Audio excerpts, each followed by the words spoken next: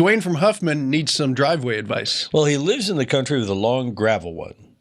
And Dwayne writes to us, it's in need of more gravel with all the rain we've had this year. And he wants to know, Tom, would you recommend something other than gravel? It seems a lot of people I talk to have various opinions on what to put on, he says. What do you say?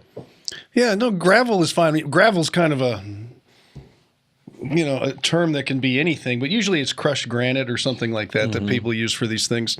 Or you can use bull rock. I mean, there's a lot of different things you could use. But what about some kind of stabilized base or something in there? Well, he's already got this stone on there. Right. So you don't want to pull it off. Okay. You just want to top it off. Okay. So the easiest thing would be just to top it off with what's already there.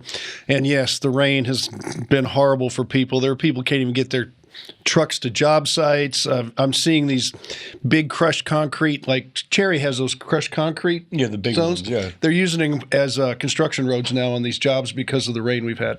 So I'm starting to see that stuff everywhere.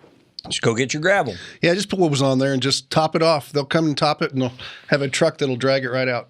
You got a question we can answer for you? Send it to us at HomeShowRadio.com. Use that Ask Tom form on our homepage, and we'll answer it just like these ones you see over here.